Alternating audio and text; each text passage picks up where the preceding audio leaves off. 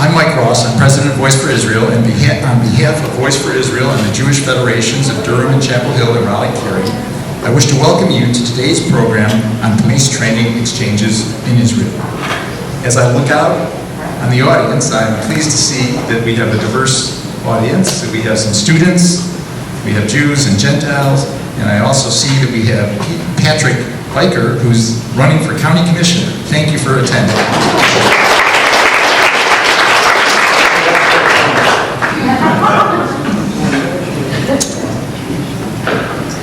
First, I want to address a very serious topic, and that is the rising tide of anti-Semitism or anti-Jewish activity here in the United States. It cannot be emphasized enough that law enforcement officers are sworn to protect us and have done so repeatedly. But their efforts at security are not perfect. And unfortunately, we've seen what has happened in Pittsburgh, in Poway, in Jersey City, in Muncie, and in Brooklyn. But policemen have bravely stepped in to save lives and have limited the casualties. Some have given their own blood, some have even died. I want to begin our program with a round of applause for our invited guests and any policemen in the audience.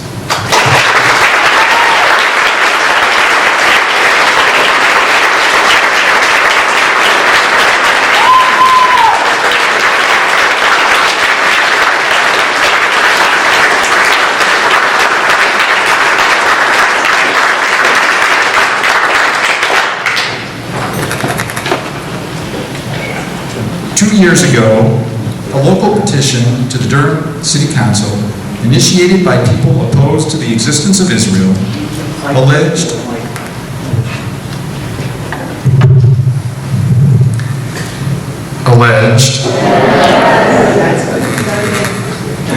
2 years ago, there's feedback though.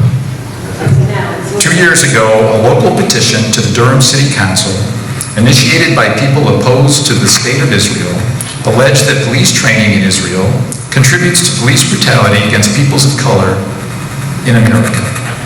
This was part of a national campaign organized by the Jewish Voice for Peace called the Deadly Exchange. At its core was a conspiracy theory that also blamed American Jews and our treasured national institutions for complicity in the police brutality of minorities. Make no mistake, this initiative was not meant to protect such minorities or to offer a pathway to peace and reconciliation in the Middle East. And it certainly was not about creating a thriving Palestinian society. It was rather part of a war on the very existence of the Jewish state, intended to demonize Israel so as to reduce American support for her. The local petition called for a halt to any potential Durham police partnerships with the Israeli Defense Forces or Israeli police. It said because the tactics that were taught, quote, further militarize U.S. police forces that train in Israel, and this training helps the police terrorize black and brown communities here in the U.S., end of quote. Well, one of the very notable organizations providing these exchange programs is the Georgia International Law Enforcement Exchange. Our own highly regarded Durham Chief of Police, C.J. Davis, has been a participant and a leader in GILLI programming, and she was involved in some of their programming during her time in Atlanta. In a response to a request from Durham's mayor and city council, Chief Davis made a statement regarding such exchanges with Israel, and it included the following. My training experience in Israel had nothing to do with terrorism, military tactics, or the use of or exposure to military equipment. My specific exchange was based on developing leadership academies, leadership principles, and building community and police relations with the growing homeless population in the U.S. Later, she continued in reference to the petition itself. During my short tenure, I had been quite focused on building strained police and community relations here in Durham, and find this issue, that is the issue of the petition, to be an unnecessary distraction and potential roadblock to that progress. As I think you all know, despite the pleas of the Jewish community and the expert opinions of law enforcement officers throughout the country, in 2018, the petition's claims were given credence by the actions of Durham's elected officials. Thus, Durham became ground zero for the deadly exchange efforts to demonize Israel across America. It was the first municipality where their efforts succeeded at a governmental level. So why are we revisiting this hurtful topic today? The lingering hurt we local Jews feel is magnified when we see our brethren attacked in our cities today. The anti-Semites have been fed on a diet of lies against Jews. Some of the perpetrators and their enablers have expressed a hatred for both Jews and the police, even accusing Jews for directing police brutality. Such beliefs are given further credibility by the falsehood spread by the Deadly Exchange campaign and the petition, which associates Jewish priorities with oppressive actions against peoples of color. Indeed, their accusations have shamefully fanned the flames of interracial division and anti-Jewish feelings at a very combustible time in our country. It is thus critical that damaging falsehoods not go unanswered. So today we wish to counter the defamation against Israel and against the overwhelming majority of Jews who support her, and to set the record straight regarding police exchanges with Israel. We are going to explore what these exchanges are and are not. In a conversational style, I will be interviewing two recent graduates of the Gilly program, in which Chief Davis herself had participated. This afternoon will be the first opportunity for our community to hear accounts directly from participants of these police exchanges. Subsequently, we will have an audience Q&A, and please bear in mind that our guests are not experts on anti-Semitism, nor the political struggles which we have encountered here. They are accomplished law enforcement agents with great professional expertise. They will be giving us truthful information and expert opinion regarding their experiences in Israel. Now I'd like to introduce Bob Gutman, co-chairman of Voice4Israel, who will talk a little bit, well, he'll introduce our speakers and tell you a little bit about the Q&A process. Thank you, Mike. You so successfully stole most of my thunder. It'll be short. But I do want to especially express our appreciation to Dr. Robert Friedman, who is the founder of the Georgia State University International Law Enforcement Exchange, which is a branch of the Andrew Young Institute at Georgia State University. He's been doing this for about 20 years, and we are very grateful for everything he has done to elucidate these issues. We have two gentlemen today, Deputy Director Gerald Thomas, who's raising his hand.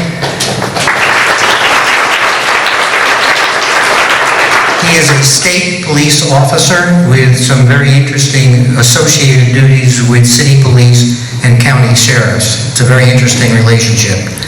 And Captain Lars Paul of Fayetteville.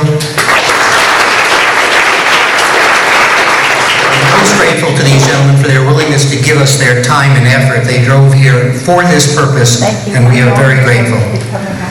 Deputy Director Thomas said in a report to the state, "This is by far some of the best training I've ever participated in," referring to the exchange program he attended. "It is a multifaceted approach for law enforcement agencies and how we do our job, which is crucial today." Captain Paul is a standout because of the effectiveness in community policing, mostly in the area of opioid reduction in his city. Mike, as he already said, will initiate the questions and answers in an informal manner, during which time Marcia Harris and I will be passing around cards and pencils so you can put your questions on the card, and we will select those questions which represent the variety of opinions or thoughts in the community, and I think the whole process will probably take something like 75 minutes. Mike? I think we're going to need to go live. Mike needs the mic. It's working. So why don't you let them share it?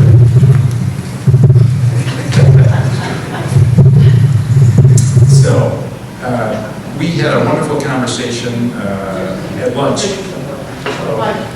We had a wonderful conversation at lunch just now. No?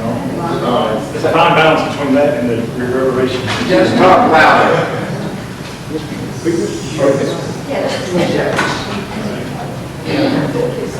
were in the Marine Corps, so we don't need mics. I spent my career working in a dark room. All right. So we had a nice conversation over lunch that I wish I could replicate here, but I'm going to ask some of the questions we talked about. But first of all, I wanted to hear about, how did you hear about and get involved and able to participate in the police executive training in Israel through Gilly? So I'll start. Dr. Friedman had come in contact with Director Scherleiter, State Bureau of Investigations, who I work for, and had offered him this opportunity, and he was off traveling somewhere else. And sent me an email on a Saturday night, and without the interest in going to Israel, and of course, not a lot of pretext that kind of took me off guard flying. How long? Mine was that simple. He asked could his number 2 go. Of course, I had never been there, and any training is good. In our world, we say there's no bad training. There's just some expected notes.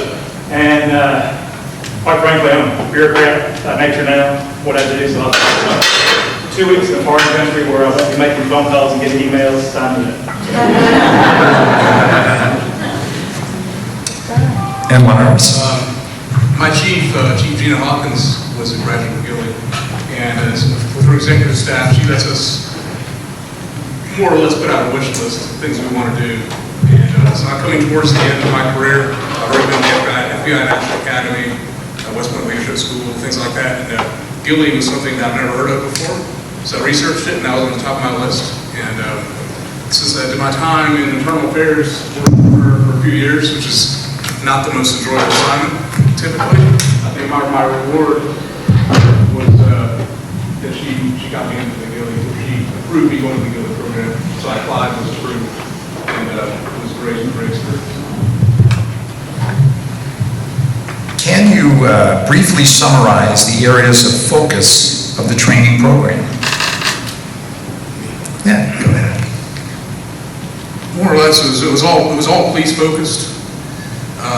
I think it was heavily focused on community-oriented policing, how they do things in Israel, also the use of technology. I could probably go on for, we could probably sit here and talk about the trip for 4 hours, but those are the 2 things that really stood out to me was how the Israeli police are trained and organized, how they interact with their citizens, how they with the communities, and how they deal with challenges, the unique challenges they face there. And surprisingly, it's a lot like the challenges we face here, believe it or not. It's very similar. So that's kind of the overall theme of the trip. We'll dive in a little bit more, but Just briefly about the background. So the captain and I and David Rouse is the director of the Tennessee Bureau of Investigation. So we were the only 3 that were not law enforcement officers from Georgia. Maybe a handful have been from North Carolina, I think.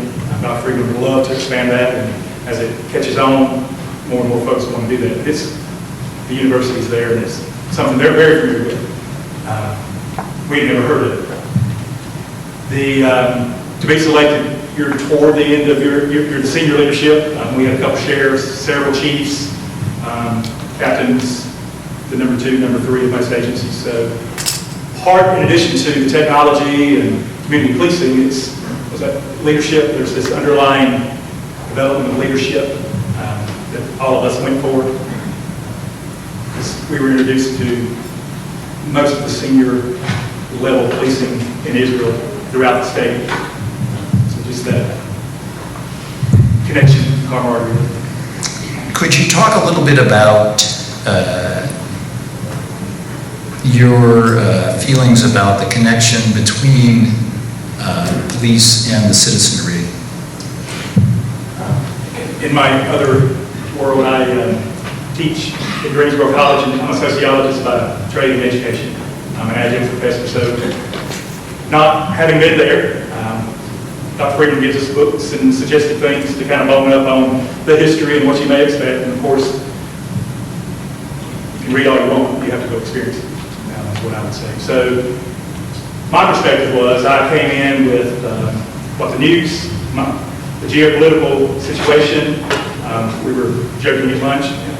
I had convinced myself it was an arid desert. I like geography, so you know kind of how big it was, but I was overwhelmed that one, it's very green, and then two, the variation in climate and just land structure between Hyattville where we started and Lodge, which is my favorite town, the distance. I was amazed.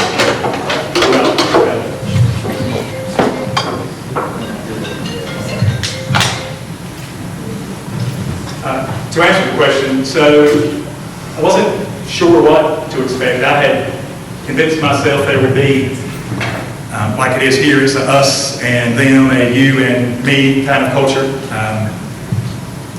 Two major religious groups living amongst each other. I convinced myself that I ought to be able to see, because I'm a worldly person, I thought that I should be able to distinguish between the two. I could not. And that I would see things at a bus stop, folks standing in one group or in another group, just kind of the cliques and the peer groups we have here. Throughout the 14 days, I never experienced any us and them. There were, of course, places we didn't go into Palestine. I may have seen a difference there if I went in. We was traveling throughout the country. The citizens appeared to be very integrated, and we never got a sense that the country is constantly under the threat of violence and war on all sides. There was no feeling of that. I was surprised most of that.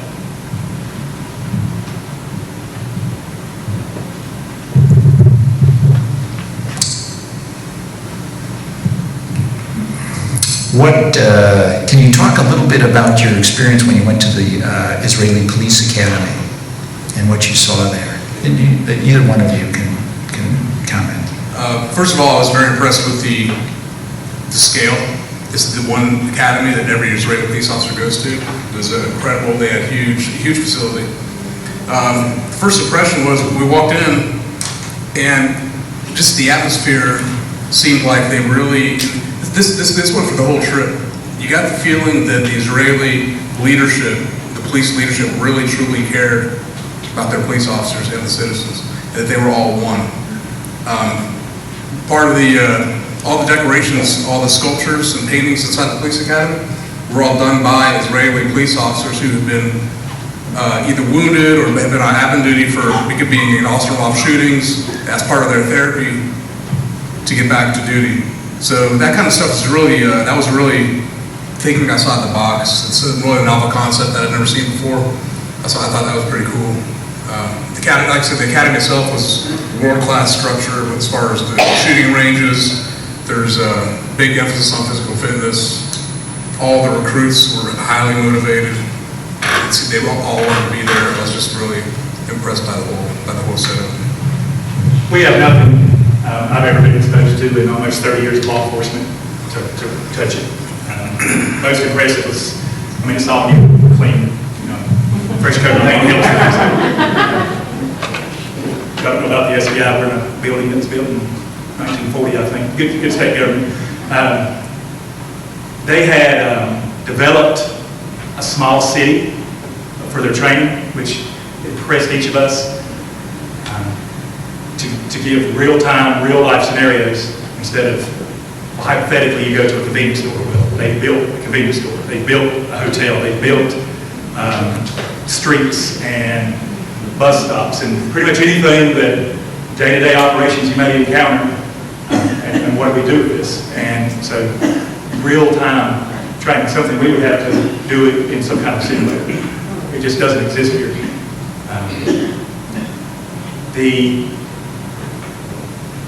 Most of the folks were impressed with the physical fitness, I'll call it a gym. It was not a gym. The facility was as large as this facility.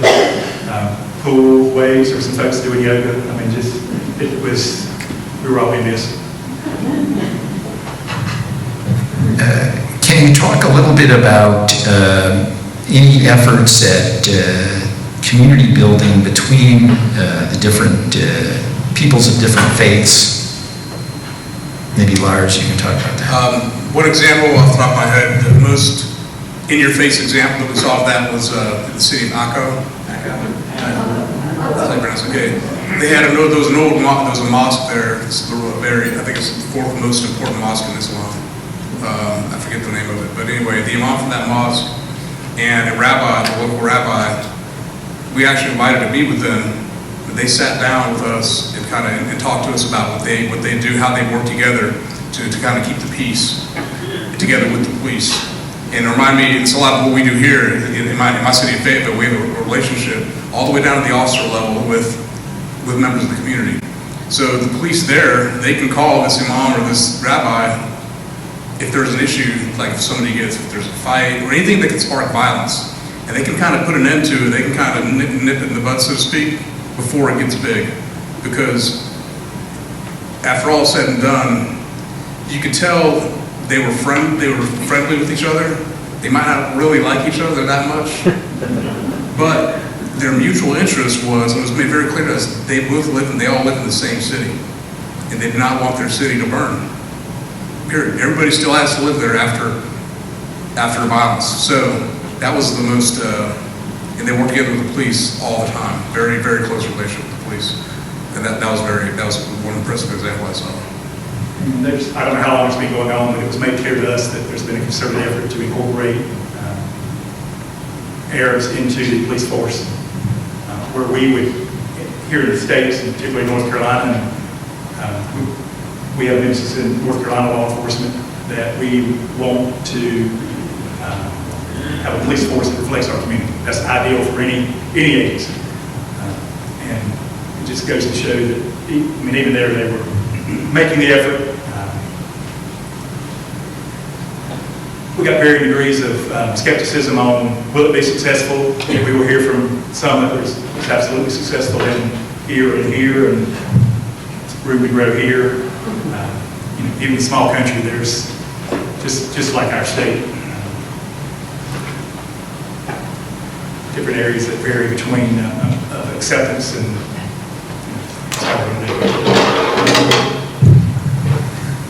Can you mention the most important things that you learned and anything specifically that you brought back here that were useful in your duties in the United States?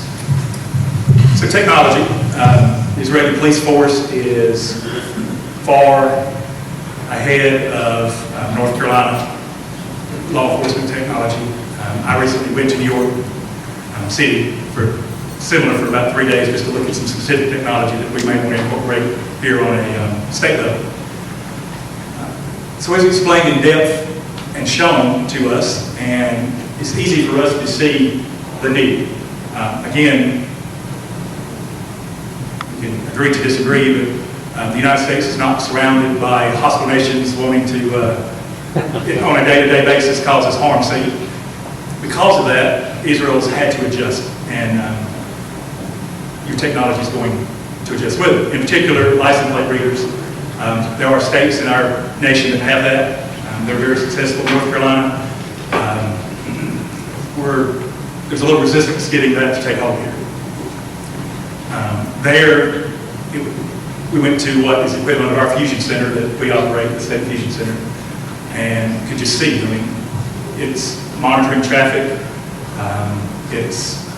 They get alerts on cars that have been tagged that we need to speak with that person or we need to deal with that person. They're in drones. They were kind of getting into drones. That's something my agency started about a month before I went, so I was very interested in that. They spoke at the Haifa police, so I don't remember if it's universal across the whole country, but at least in Haifa, they were very pleased. The police were pleased with the way of dispatching that had come about. 2 man cars, and they had instituted some updated records management systems and call history like our enhanced 911 that they knew when if they were dispatched somewhere, they could get a little more information than just who's on the other side of the door. Previous call histories and things like that, and the officers were very pleased with that. That's something we've had, at least here, the enhanced 911, we can kind of know through call history what to expect, of course. You never know who's behind the door. That was something that's changed there. We were a little ahead on that. They were implementing it. But license plate readers, camera systems, the ability to get information, relay it, use the technology and push it back out in moments was probably the most impressive. To me, there's nothing unique to Israel that we don't have and have had for decades. The Bearcat, the armored personnel carrier, the heavier ballistic vest, riot shield and helmets, things of that nature. What you think? I mean, that has been an American law enforcement culture for decades, and certainly in North Carolina. So I have to stand up every once in a while. My knees are like 80. From being on SWAT for 18 years and Marine Corps before that. So, yeah, the military, I was kind of disappointed as well. We didn't see any IDF stuff other than kids at bus stops with their packs, I guess, getting ready to go on reserve duty. That's about all we saw of them. And then, as far as the police themselves, they weren't any more militarized, so to speak. And I hate that term, militarized. That's basically a term used to demonize police departments for nobody's rolling around in tanks. People like to say tanks. The Bearcat, an armored personnel carrier, is not a tank. What it does is it allows you to not get shot, therefore not having to shoot the person shooting at you. So if I have my team in an armored vehicle, we're less likely to shoot our own citizens, because we don't have to. When it's like we're hiding behind a police car with no armor protection. So it's really a misconception. It's really disappointing that a lot of our citizens here kind of push that propaganda, I guess, until they need armor protection. Because while one of our armored vehicles is protecting the officers, we always have another one. The other one's going around evacuating all the houses around where the crisis is happening. That's what we use armor for, in order to evacuate wounded citizens and wounded officers safely. Anyway, that part I got off track, but that's kind of the equipment. They had the same equipment we have. Anyway, there was a few things that were a little different. They had a crowd control agent they called skunk spray. I thought that was pretty cool. We probably couldn't get away with using it here. It seemed pretty effective. It just stinks, and everybody runs away. And it was biodegradable. Like, that's what they told us. It seemed like we got to smell it. It was pretty foul. That's the only thing that they had that we don't have and that we reuse. Well, truthfully, their average police officer that we would see day to day, the blue shirts, what I'll call them, I mean, just their police officer, carries a sidearm and a pair of handcuffs. We never saw rifles and all this equipment they had. They're not walking around like, even in our culture, depending on the jurisdiction that you may see. I mean, every one of my agents have an AR-15 rifle. It's where we are. I mean, they have them, but they're not displaying them. They're not at the bus stop with rifles. I mean, again, I don't think the population there would be too offended as they would here if we did, just because I think people got it there. My take was, people get that there are folks that aren't our friends, and hey, they're on all sides of us. I mean, I think you could actually be more militaristic, and that culture would go, we get it. We didn't see that. It's really, they weren't wearing vests. I mean, it's hotter than Hades there. I'm sure they get used to it. It's fun. So, but here we'd be wearing vests and things like, I mean, you know what our officers wear. It's just, it wasn't the same. It was really kind of, reminded me of Mayberry. I mean, they wore guns. I mean, they were relaxed in their blue shirt, they have a car, and I can think where the local officer probably, on a day-to-day basis, probably wouldn't even need that thing. One of the things Robbie Friedman at Gilly has spoken about is leadership, and one of the things you were talking about, which impressed me earlier, was the relationship between the leadership in the police force and their blue shirts. Can you comment on that? Yeah, so there's a sense of service throughout the citizenry of Israel. If I had to just sum up, that would be my closing remark. There's a sense of citizenry. That comes from compulsory service, I would deduce. I think there's a close connection between military, law enforcement, security, and the citizenry, because I don't know what percentage is, but nearly all, if not very high percentage, unlike our culture. So I think it's not an issue. It's become second nature. You would have someone in the family that is serving or has served, or who come from a long line of service. It's that sense of service. You spoke earlier to me about the leadership in the police force and the regular policemen, I thought. Yeah, there's a clear delineation of chain of command, like in any law enforcement. They are very respectful to one another. I'm not saying we're not in our culture. It was clear that they were here, it was their job, and it was clear that it was service to their country and to their brothers. That was clear. You just feel it. The one thing that both of us were impressed by is, and I guess for the police it's kind of cool, any event, the police are in charge. And that is a unique thing that is different than American public safety. There's an event where law enforcement is there. The chain of command is when the law enforcement arrives, law enforcement is in charge. Be that terrorist, be that assaults or the ambulance, fire, all of those things, law enforcement's in charge. And of course, that's great for us. We don't have that. You told me you were impressed with how quickly they cleared crime scenes. Yes, we were both talking about it. So here in our American law enforcement is very, things are drawn way too out. So if we have a homicide, I mean, it could be hours and hours before we clear that crime scene, sometimes days. If y'all been in a wreck, especially in a rural outward, we're waiting on the high patrol and it's not their fault. It's that you just don't seem to have enough troopers to cover the roads. You may have an hour wait, especially it's coming up winter. I know it's 70 degrees outside, but it's supposed to be snowing. And if you have the misfortune of wrecking this winter in snow, I mean, calls backed up, you're going to wait an hour or so for a wreck report.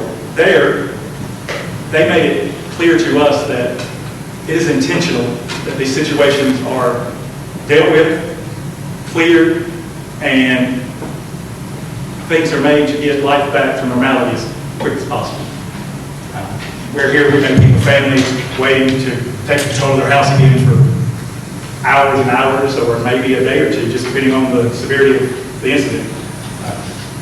They made that clear. I mean, a terrorist event, hours. And it's not that they're any less methodical or anything less than we are. It's they've got their act together, and they've got a system. They know who comes, that you know what your job is. Get in, do it, get out. And the citizens, it takes that too. The citizens realize we've got to deal with this. It'll minimize our life. 20 minutes, and go back to the market and do whatever. So if one of your colleagues was thinking about this, what would you tell them, Lars? Thinking about going to Gilly?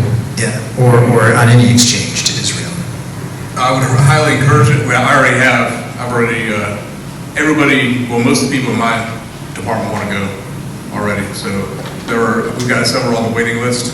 So hopefully North Carolina will get more slots. I need to say, if Durham doesn't participate in the program, that's at your own peril, because we'll gladly take your slots in the Fayetteville PD to send people to go. So, yeah. Another thing is, it's not just looking at things and learning, it's the networking through Robbie Freeman and even directly, I've made contacts over there that I can, well, we use WhatsApp now, Messenger, Instagram. That's how you get a hold of those guys over there. I wouldn't call them, but they're all very tech savvy. So there's some cops over there I can bounce ideas off of right now if I wanted to, and vice versa. They could come. They could come and ask me questions, say, how do you guys approach these problems, or what about this piece of technology? So it was a big networking thing too, and that was really good. From a personal standpoint, I know that the whole trip wasn't policing. There was time to enjoy, and were there some memorable times or experiences you had in Israel that were outside the domain of policing? So two Gentiles up here. The Saturday thing where all lights off. That was unique to us. The elevator, the Shabbat elevator.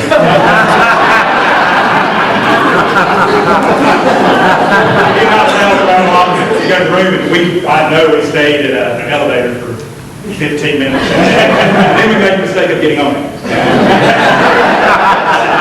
You didn't get down, and it goes up and down. You do that once. The Saturdays were kind of the less intense training days because if you've ever met Dr. Friedman, he's nothing. He's timely and he sticks to the schedule. So it wasn't a lot of downtime. It was full days. We got to tour Jerusalem, the old city, a lot again. I mean, that's like the beach in Vegas all rolled into one.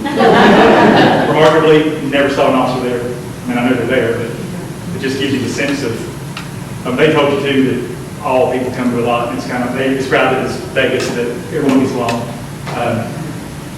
Tel Aviv, so I had psyched myself up watching TV. I'm from the Greensboro area, and before this trip, I guess Israeli tourism was trying to get folks to go to Israel. It was all about, tip, young, which I am either. But come to our new beautiful city, that was the least impressive to me. One, because I had my expectations were so high going in. And, it's still beautiful, the food's fine, it's right there on the beach, what goes wrong, but I kind of psyched myself up to like New York City or something. It wasn't. I think seeing some of the historical sites, I think that was done intentionally to teach us the history of the region, to get us to understand why things are done the way they are there, and give us an appreciation of the different groups, the different religious groups, and why, kind of how things developed. An example would be we went to Masada, and though that is a day for us to do the Dead Sea at Masada, the lesson there was all of their officers, not the street officers, but their command officers, all come to Masada, and it's about the struggle of the Israeli people and leadership, and that message was carried over to us because we were senior officers of our agencies. A little history lesson there for us. Bob, are you We have some terrific questions. Okay, I just have one more question though. I want to, if you had a message to Robbie, the one complaint that you had about the trip, are you willing to explain to this audience what this was? Well, President, so again, as I stated in the beginning, all of us are kind of here within like 5 years of our 30-year careers, so we're all 45, 50, plus or minus, mostly on the push to 50. This line of work is rough on your body. It's a young man's game. And, so, with that in mind, 60 of us on the bus, traveling around, drink water, so you know where I'm going with this. The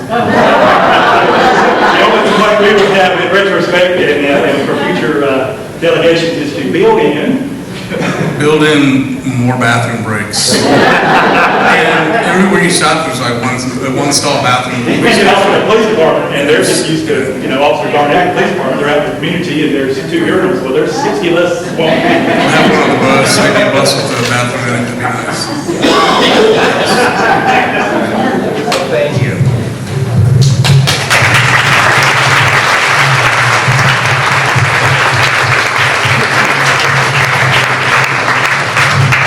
We have some terrific questions. I've grouped some of them because they are similar.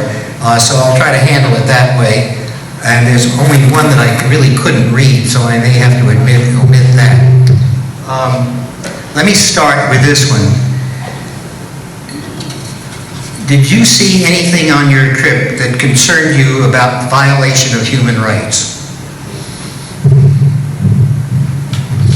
I don't. I can't off the top of my head. No. I'm trying to say yes, and I can't, so I'm trying to go through 14 days. Their philosophy of policing is no different than American policing. It's respond and deal with whatever the situation is. They are under the model that every situation does not need to end in an arrest. For decades, American law enforcement, maybe global law enforcement, that's the answer. We're going to arrest our way out of any problem. And certainly in the last decade and perhaps two, that philosophy is changing. So there are numerous things, opioid crisis, one great example in Fayetteville, that we know we will never arrest our way out of this problem. Never saw a cabal of officers or anything that, what they did. It was, everything appeared to be on the norm. An officer in a car, an officer talking to someone, or two walking down the road, it was just interactions like any other place and time. Thank you. Several along this line, what did you bring back that you can use? Are you glad you went? Would you recommend this to others in your systems? So for my agency, a little different than local law enforcement, typical, what everyone in here would consider policing. That is not what we do, is the training. Most impressed with the level of training, the frequency of training, the dedication on the officers' behalf of participating in training. Because of those things, they get worth out of that. Whereas we all have our required training, and here I've done it for 28 years, and we just kind of check the box and go through it. So to me, that's something we've got to. I have to emphasize back to my agencies that we're training for reality, and if we don't, it's coming, and we're not going to be ready. The Israeli police and the Israeli people are they're prepared. I mean, they have to, but not in fear. I don't know if I mentioned that. It's back when the sociologist hat I wear is I expected to see this culture of air raid or missile warnings, and just to me, folks have to have PTSD, but they don't exhibit. Life is like there are no threats. I mean, that's just, I've been all over that country now, and it's a sense of, and maybe that's normality. But an outsider coming in would not know. I think we would expect to see a culture of fear. The culture of fear is not there. Not a fear of the police, not a fear of outside geopolitics. It's a sense of unity and common direction. It was like being in the 51st state. The United States had a 51st state like that. To me, is what it seemed like. With a little bit better food. A lot of fresh vegetables and hummus. But what I would bring back was, I think the question was, what would you bring back? That was some of the leadership style. The way you could tell, even the senior commanders, they were very respected by the troops. But you could also tell through the interactions, they were almost, it was a brotherhood, a true brotherhood. Not like, some departments have that here, like on my department, well, I won't use my department. And some other hypothetical police department. Sometimes the rank and file, there's always just like a mistrust of command staff, us versus them. There, I didn't get that sense at all. It was almost like an officer wouldn't have no problem voicing his or her opinion to a senior executive. And the reason for that is because they live in an environment where that officer sees and experiences matters. He or she might see something that they might need to change in the training.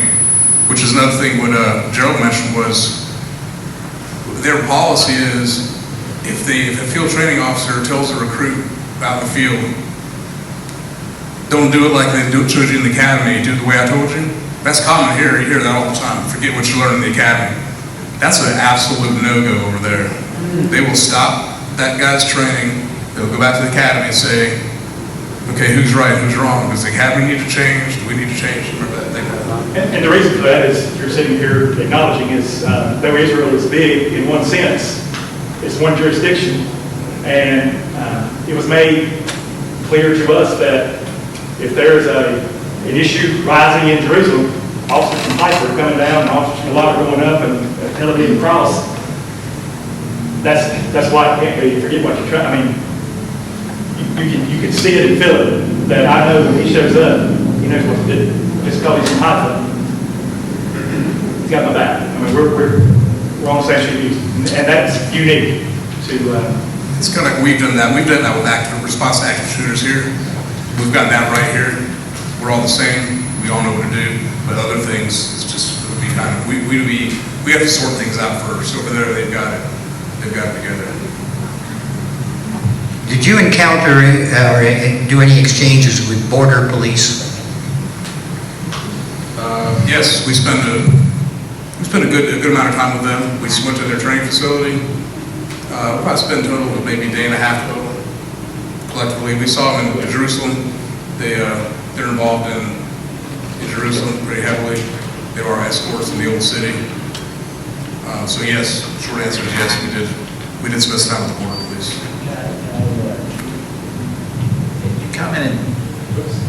You commented to me earlier on the effectiveness, efficiency of the border police, and how remarkable that was. So there was a morning that was built into today's border police, and I guess it was West Bank. We weren't right on it, but from here maybe out to Highway 15, we could see they were explaining that 10,000 people may cross back and forth at this particular border in any given day. You know, to us, that's just mind-blowing. And we would not have known that 500 people. It was very efficient. We interacted very little with them. We said the blue shirts is who we were with 99.9. When we went to Jerusalem, we did pick up 2 border officers in addition to our blue shirts that walked with us only in the old city, just kind of kept us like little ducklings to make sure we didn't get lost. And we got back on the bus and moved on. So that was really our involvement with the border police. And really that brings us back, if you don't mind, that brings us back to the question when you asked about the human rights issue. Yeah. It really was, a lot of what we saw was kind of the opposite. When we talk about the border police, one of the things they talked about was we're at this border crossing from West Bank into Israel proper. And they process, one of their goals is to get that processing time down as short as they can per person. Because the people there want to come over and work and then go back. So they got to where they can process 10,000 people at this one station. And they've gotten where I think they started at 2 minutes per person. Now they're down to like 30 seconds to process somebody and get them in so they can work. I mean, because they're trying to make it so they have a livelihood. So that was pretty good. So and they didn't really care about making that happen. one of the questions I have to ask it because it was asked, did you see any signs of abuse at the border crossings? So we saw no signs of abuse throughout the country, and certainly not at any border crossing. But the overall answer is none at all, nowhere. The next 2 questions are sort of philosophic. One makes this comment. In Israel, the security issue seems to be based on community safety, and in the States, on property safety. Did you experience or discuss these differences? To that question, no.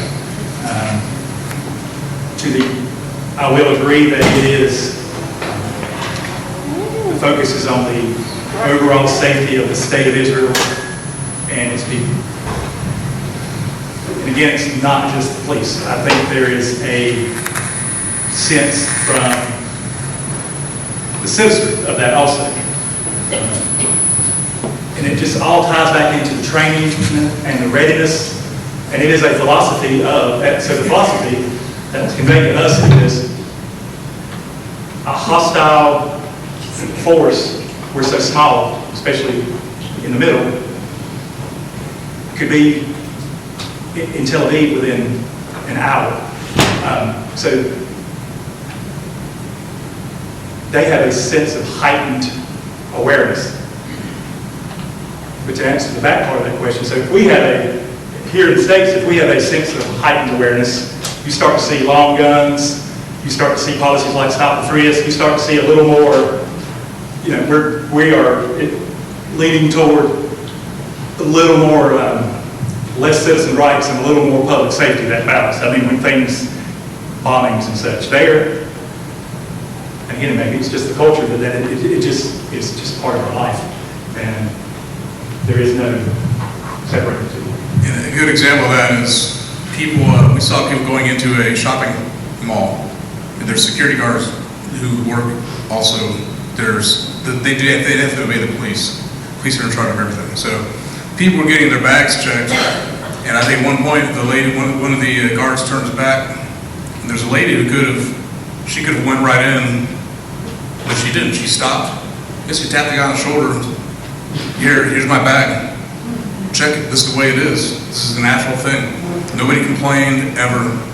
Everything, any kind of back check or checkpoint, you didn't hear it complaining. That's how people have adapted to that lifestyle. It just reinforces, to me, the citizen goes, I have a responsibility to be safe, and I want you to have that too. So check me in.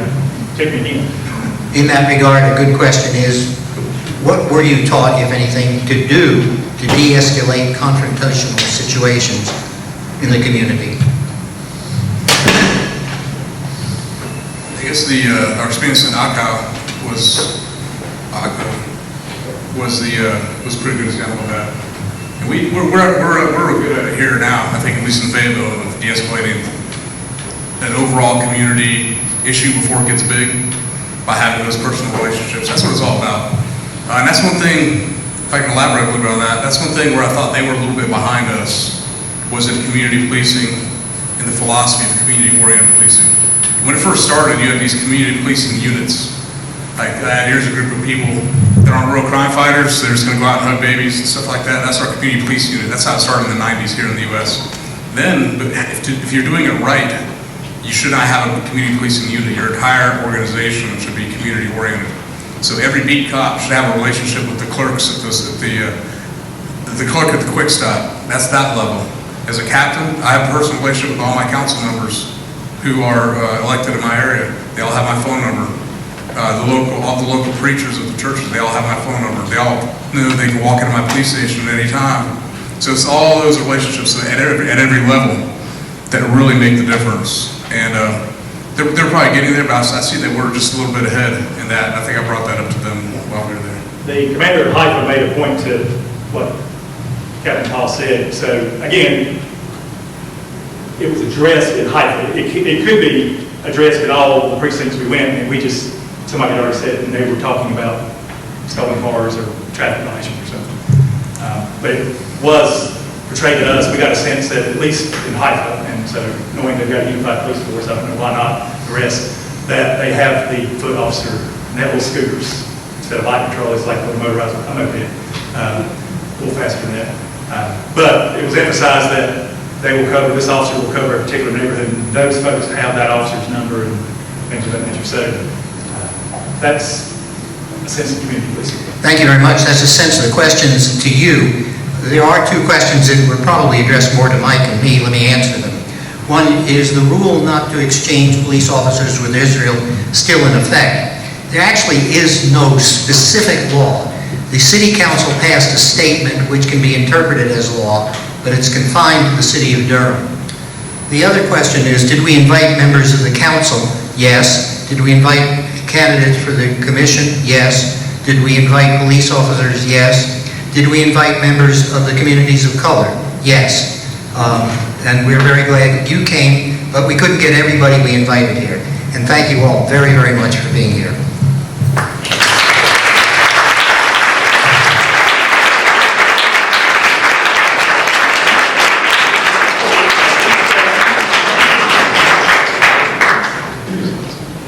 did not go. I did not go and get trained in the proper rules, and I've screwed up. I have a gift for both of our guests today, but only one of them has arrived. So we could do the King Solomon. Yeah, no. We decided that since he comes to Raleigh all the time, he's going to get his gift in delayed fashion. I live toward Burlington, I drive this way. So this is for you, Lars. Thank you.